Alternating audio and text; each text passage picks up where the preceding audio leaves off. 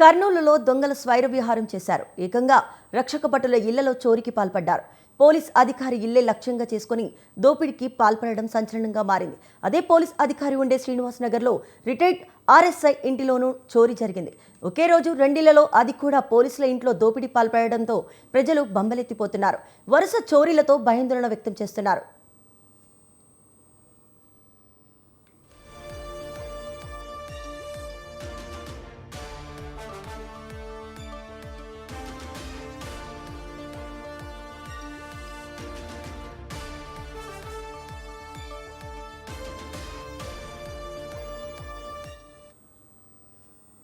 పోలీసులు, వీఐపీలు, సామాన్యులంటూ తేడా లేకుండా తాళం వేసి ఉన్న ఇల్లే టార్గెట్గా చేసుకుని దుండగులు చోరీలకు పాల్పడుతున్నారు.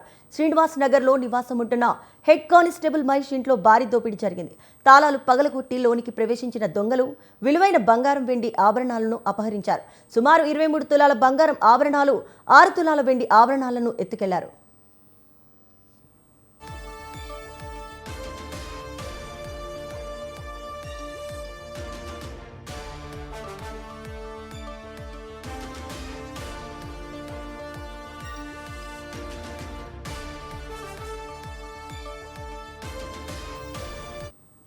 అదే ప్రాంతంలో విశ్రాంత ఆర్ఎస్ సుబ్బయ్య ఇంట్లోనే చోరీ జరిగింది.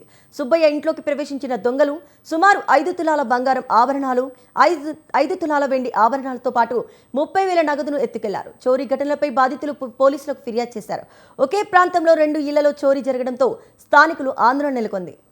స్పాట్లో పరిశీలించిన పోలీసులు ఆధారాలు సేకరించారు.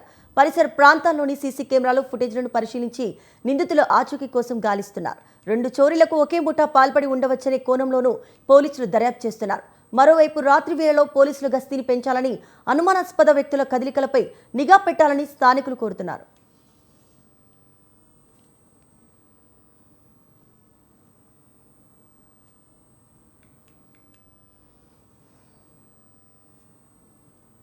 అంబేద్కర్ కోనసీమ జిల్లా ముమ్మడివరం నగర పంచాయతీ పరిధిలో బొక్కవారిపాలెంలో దొంగలు హల్చల్ చేశారు. ఇంటి తాళం వేసి కుటుంబ సభ్యులు ఊరికి వెళ్లగా ఇదే అదునుగా భావించిన దుండగులు ఇంటి తలుపులు పగలగొట్టి చోరీకి పాల్పడ్డారు. ఇంట్లో ఉన్న బీరువా తాళం సైతం పగలగొట్టి 1,20,000 రూపాయల నగదును, సుమారు 300 గ్రాముల వెండి వస్తువులు, బంగారు చెవిదిద్దులు అపహరించారు. ఇంటి యజమాని బొక్క రఘుబాబు కుటుంబ సభ్యులతో కలిసి నిన్న ఊరికి వెళ్లి ఇవాళ ఉదయం ఇంటికి తిరిగి వచ్చేసరికి తలుపులు పగలగొట్టి ఉండడాన్ని గుర్తించారు. వెంటనే పోలీసులకు ఫిర్యాదు చేశారు. కేసు నమోదు చేసిన పోలీసులు దర్యాప్తు చేస్తున్నారు.